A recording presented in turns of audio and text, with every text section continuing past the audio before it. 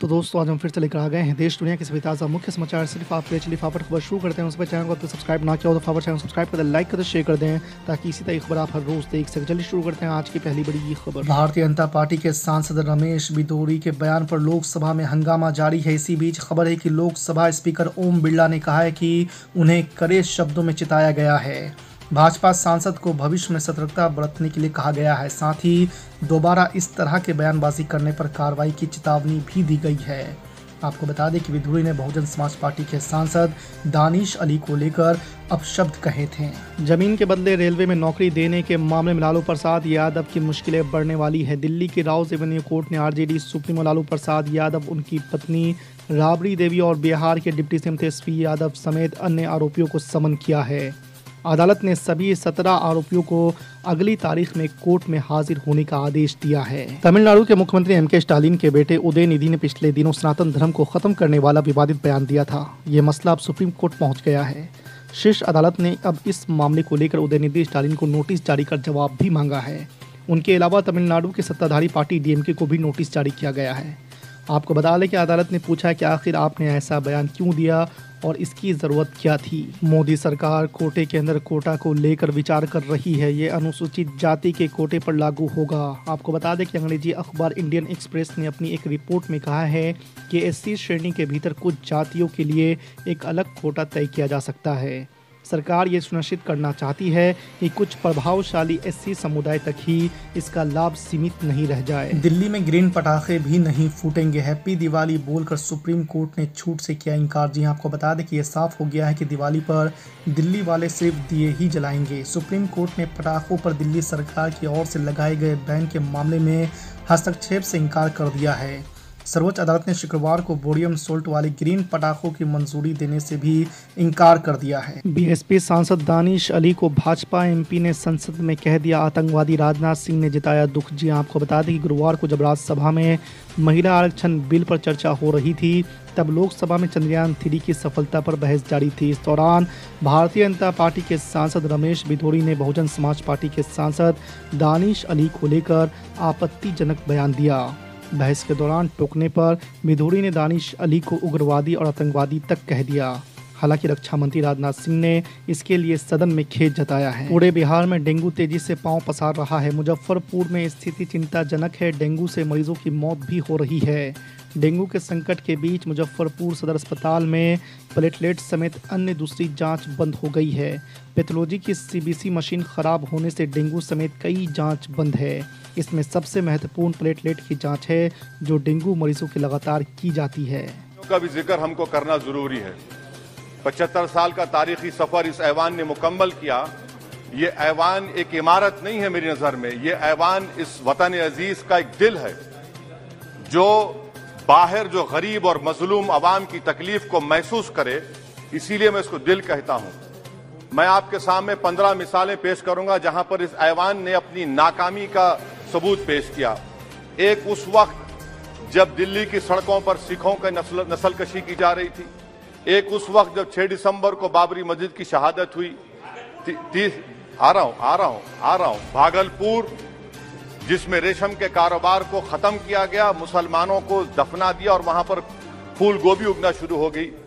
एक उस वक्त नाकामी साबित हुई जब मुजफ्फरनगर और गुजरात में नस्लकशी की गई। एक उस वक्त सर जब हम देखते हैं कि मुंबई की सड़कों पर इंसानियत का नंगा नाच हुआ। एक उस वक्त जब इस ऐवान में टाडा पोटा का काला कानून बनाया गया, यूएपीए का कानून बनाया गया, आफ्सपा का कानून बनाया गया, जिसको 1 साल के लिए बनाया गया था। 58 में हम 2023 में आ गए। एक उस वक्त नाकामी साबित हुई जनाब, जब हम देख रहे हैं कि आज ये जो दिल है, भारत का दिल है, हिंदुस्तान का, इंडिया का दिल है, आज गरीबों में, मजलूमों में, मुसलमानों में, कश्मीर की अवाम में, दलितों में, आदिवासियों में इस ऐवान की मोहब्बत और एतमाद खत्म हो रहा है, कम हो रहा है। इसीलिए जनता सड़कों पर आकर एहतजाज कर रही है, क्योंकि उनको लग रहा है कि ये इमारत बन चुकी है, हमारा दिल नहीं है। चाहे CAA का प्रोटेस्ट हो, चाहे किसानों का प्रोटेस्ट हो, चाहे शेड्यूल कास्ट के रिजर्वेशन का मसला हो। इसीलिए मैं आपके जरिए हम तमाम को मुतनब्बे करना चाह रहा हूं कि अगर हम रोडों पर इंसाफ करना जनता को अलाउ करेंगे, इस ऐवान को दिल नहीं रखेंगे, तो याद रखिए ये हमारी पार्लियामानी जमहूरियत के लिए बड़ा नुकसानदेह साबित होगा।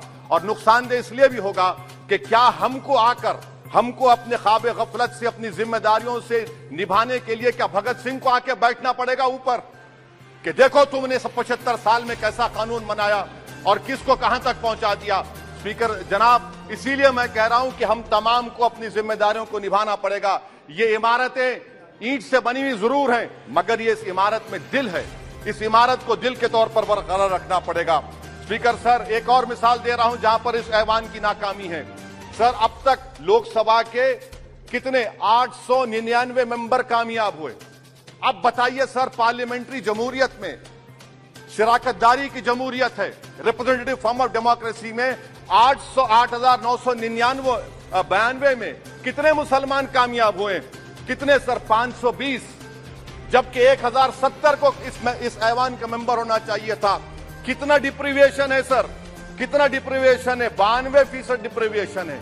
इस मौजूदा पार्लियामेंट में स्पीकर साहब सिर्फ 26 हैं, 14% मुसलमान और सिर्फ 4.8 उनका रिप्रेजेंटेशन है। बताइए, हम वोट डालने वाले बन गए, वोट लेने वाले नहीं बने।